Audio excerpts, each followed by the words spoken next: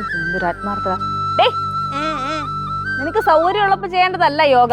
അത് ദിവസവും കൃത്യസമയത്ത് ചെയ്യണം, എന്നാലേ അതിന് ഗുണം ഉണ്ടാവുള്ളൂ. ദിവസം ചെയ്യാൻ വേണ്ടി ഞാൻ ദിവസം എണീക്കണ്ടേ രാവിലെ? രാവിലെ എണീക്കണെങ്കിലേ രാത്രി സമയത്ത് കിടന്ന് ഉറങ്ങണം. ഫോണും കുത്തിക്കൊണ്ടിരുന്ന രാവിലെ എണീക്കാൻ പറ്റൂല.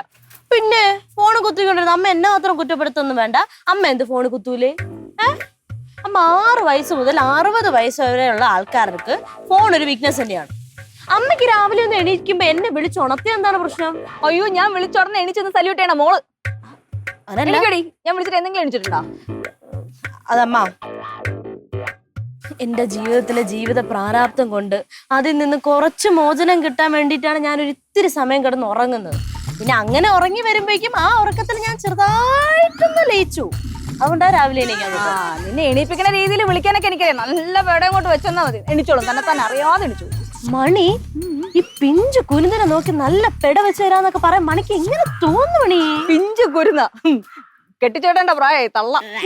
എന്താ കെട്ടിച്ചോടാൻ പ്രായമായിന്ന് പിടിച്ചല്ലേ? ഞാൻ പറഞ്ഞു ഇങ്ങനെ പറയുന്നു. അയ്യോ, നന്നായിരിക്കുന്നു. കെട്ടിച്ചു വിടണമെങ്കിലേ ഇച്ചിരി കോലം ഭംഗിയൊക്കെ വേണ്ടി വരും. ഇവിടെ അനങ്ങാതിരുന്ന് യോഗ ചെയ്ത് കഴിഞ്ഞാൽ ആർക്കും വേണ്ടി വരില്ല. എണിച്ചെന്ന് ദേഹം അനങ്ങണ വല്ല യോഗയും ചെയ്, വല്ല ഗുണം ഉണ്ടാവട്ടെ. Okay mummy, watch me. രാവിലെ വന്ന മൂട് തൂക്കണില്ലേ? നീ ചെയ്, ഞാൻ നോക്കട്ടെ. ഇതെങ്ങനെ ഇപ്പൊ ചെയ്യും? അയ്യോ, എവിടെയെങ്കിലും ഉളുക്കി പിടിച്ചിരുന്ന ഞാൻ എന്നെ വിളിക്കരുത്, ഞാൻ മൈൻഡ് ചെയ്യില്ല.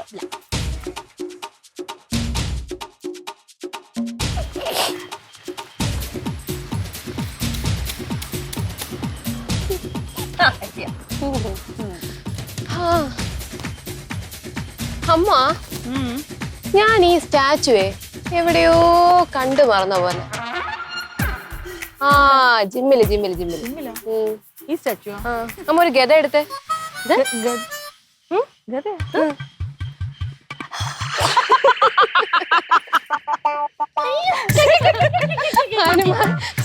മന എഴുതോലുണ്ട് കയ്യിൽ.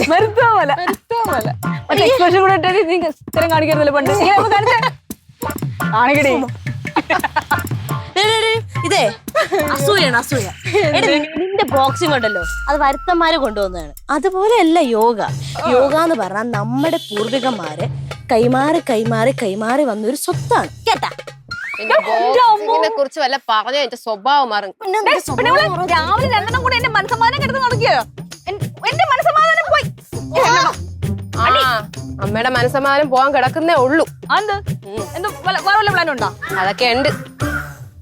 എന്തുവാണ് ഇങ്ങനെ പറയണേ? അപ്പച്ചി വിളിച്ചിരുന്നു. ഒരാൾ ഇങ്ങോട്ട് വരുന്നൂന്ന് പറഞ്ഞു. ആരാന്ന് പറഞ്ഞാ നിങ്ങൾ നെട്ടും.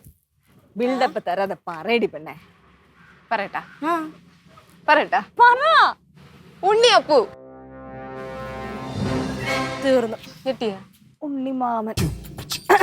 സബാഷ്. എന്റെ അമ്മ, ഉണ്ണിയപ്പു വന്നു കഴിഞ്ഞാൽ എല്ലാം പ്രശ്നത്തിലാവും. അച്ഛനാണെങ്കിൽ കണ്ണെടുത്താ കണ്ടുകൂടാ. അച്ഛന്റെ കാര്യത്തിൽ കഷ്ടത്തിലാവും കേട്ടാ. എടേ, ഉണ്ണിയപ്പം പ്രായമുള്ള ആളല്ലേ, അപ്പൊ അവരുടെ രീതി വേറെ തന്നെ രീതിയാണ്. നമ്മളതങ്ങ് അംഗീകരിച്ചു കൊടുക്കുക. അതൊക്കെ തന്നെ മാറ്റാൻ പറ്റില്ലല്ലോ. എന്നാലും അച്ഛനെ പറഞ്ഞു ഒതുക്കി കളയോ. കഷ്ടം തന്നെ.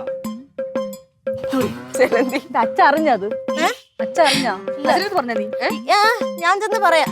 പറഞ്ഞില്ല, ഞാൻ പറഞ്ഞില്ല. പറഞ്ഞ ഷോക്ക് അടിച്ച് അവിടെ ഇരിക്കും. സത്യം. ഞാൻ പോണു. പണി തീർക്കും. അവിടെ എടുത്തു വെച്ചിട്ടുണ്ട് ഭക്ഷണം. ചിരിയും മൊഴിയും ചേരും തട്ടുപൊളിപ്പൻ കൂടാണേ. എന്നിഷ്ടം നിന്നിഷ്ടം ഒത്താലോ തന്നിഷ്ടം. പിടിപലി കളി ചിരിപൂരം മുരളയ്ക്കു പേര്.